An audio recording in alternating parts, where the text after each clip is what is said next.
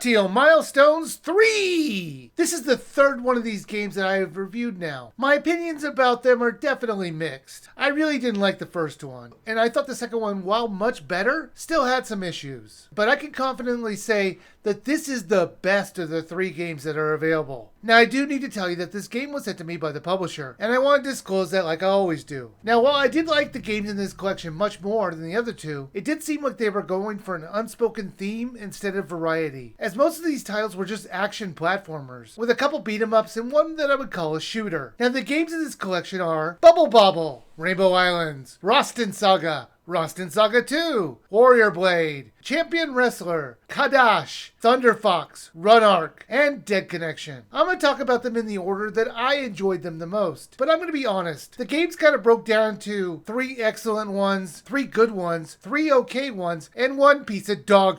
So when I say they're in order, I say that in a loose way, 3 at a time. So with that said, Roston Saga. I love this game. My longtime watchers know that I own 2 arcade machines, a PlayChoice 10 and a Double Dragon machine. When I was looking for those machines, Roston was on my list of machines that I was going to get for my room. I ended up not finding one. I have always enjoyed this game, which is odd for me because it's so hard. I think the thing that I enjoyed about it was the different paths you could take and the great visuals which had fluid animations. There is a main path to the objective, but occasionally there would be side ways to get there. And if you go those ways, there's usually upgrades to your weapons for taking that detour. So it made the levels fun to explore more than once. Now, like I mentioned, this is a hard game. It has some checkpoints, but they're not as generous as some of the other games on this list. So if you want to play a fun action arcade platformer, this is the first one you should try. Kadash. It's an arcade role-playing game, which is something almost unheard of. The main reason is that arcade games are there to get your money. So normally you want quick adventures to experience. This, on the other hand, takes at least 2 hours to beat it. The way they get you to keep spending money is to give you a time limit. You can buy more time with the money that you collect in-game, but that takes away from buying the more powerful armor, weapons, or healing items. They give you about 6 minutes for each coin you put in. The problem is they keep running it no matter what, even when it's trying to tell a story. So you're going to want to rush through the text boxes to get to the game itself. But that kind of defeats the purpose of telling the story. They should have put a pause on the timer during the text boxes. You could choose 4 different characters to take on this adventure: a fighter, a mage, a priest, and a ninja. They have their own advantages and disadvantages. For example, the mage can use magic, but it's weaker in the physical attacks, while the priest is not powerful but has ranged attacks. Whoever you choose, you're going to have for the whole adventure, so pick carefully. You can have a second player helping you, but like all these games in this collection, I didn't have anyone here to test it with me. Your character will level up as you beat the enemies.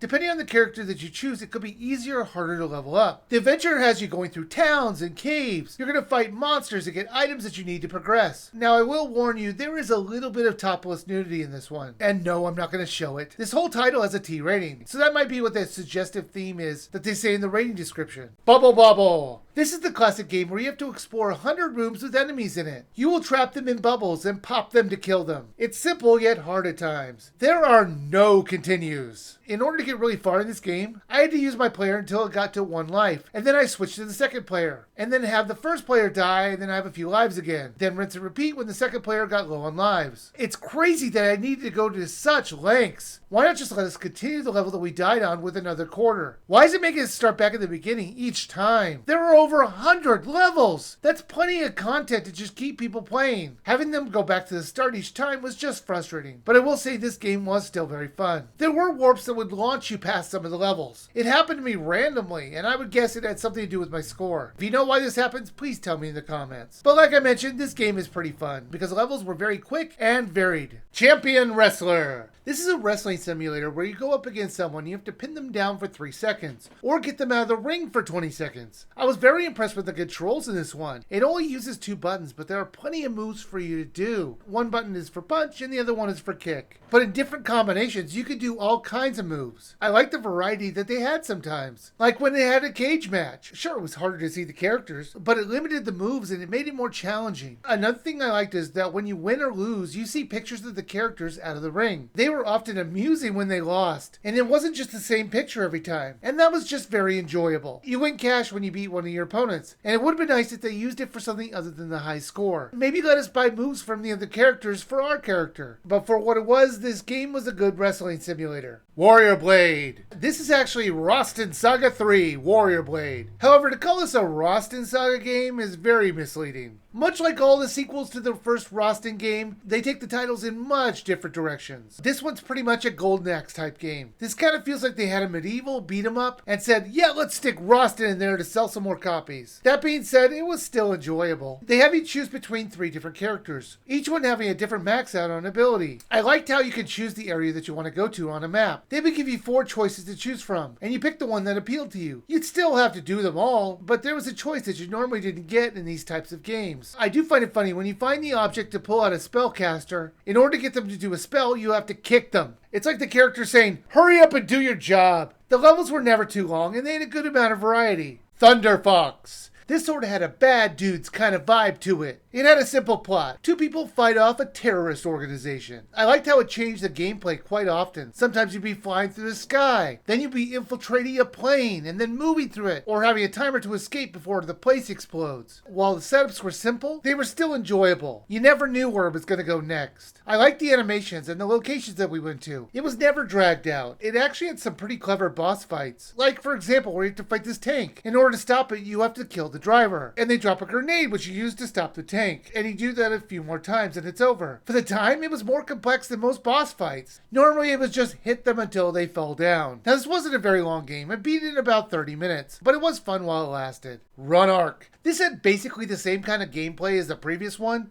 It's a beat 'em up, only done a bit worse. Instead of interesting locations, they just fill up the screen with enemies. It gets insane when there are like 10 plus people coming at you. They're not that hard to kill, but it was a bit ridiculous. This is about you trying to stop a bunch of animal poachers. And it's crazy there were so many people trying to stop you. Let me make it clear. The people that you're fighting are trying to stop you from winning a bunch of elephants, gorilla, and a ton of deer from their illegal enclosures. It just seems like there are just way too many people in on this poaching scheme. It was just the same model characters trying to kill you over and over again. So much so it felt like maybe they should drop the animal poaching storyline and have your character trying to take down an illegal cloning factory. Now you can pick up weapons that will help you fight them off. I found the whip to be a little overpowered. It would beat off a group of people with one whip crack, so I would pick it up anytime I saw it. I will say I was very impressed with the lack of slowdown in this game, especially when there are so many people on the screen. I was expecting the visuals to start chugging, but it never did. I wish some of the other games had such good programming, as this one definitely was a standout in that category. Dead Connection. This is a top-down shooter, where you play as a detective trying to take out some mobsters. They have you take out a certain number of people at each location. Yes, they're giving you a number of people to kill, and you are the good guy. I really hated this setup. If it was kill all the people who've been trying to kill you, it would be different. But these cops have killing quotas that they're filling, and that sucks. Maybe there's an explanation for it in the in-between chapter cinematics, but it's all in Japanese and nothing is translated. There are small English voiceovers which I thought were explaining what they were saying, but even if they were, it was only a few words, and I only kind of understood what was going on, until the ending shows a woman shooting a guy. There isn't any context for this. It just comes out of nowhere and the game was over. I'm guessing she was a relative of someone who the mobsters killed, but I really wish they had translated this so I knew what was happening. I did like the location that we went to, and I did love how a great deal of the environment was destructible. It was the best thing about this. Rainbow Island. This is the arcade sequel to Bubble Bobble. It has you playing as characters from the original game, only this time they're human, and have the ability to shoot out rainbows. Unlike Bubble Bobble, this one was map-based, and you could continue and play as long as you want. You wouldn't go right back to where you were, but at certain checkpoints throughout the level, which felt like a good trade-off. This time it's about going up instead of trapping people into bubbles. The rainbows that you fire out can hurt the enemies around you, as well as letting you walk on them to make your way upward. However, don't jump on them or they will break away. So it's a trade-off on walking on the rainbows and jumping on the platforms. I do think this game is a bit harder than Bubble Bobble, and it's not as fun. I didn't like the gimmick of shooting out rainbows, as it wasn't as intuitive as firing out bubbles. Now for the worst game on this collection.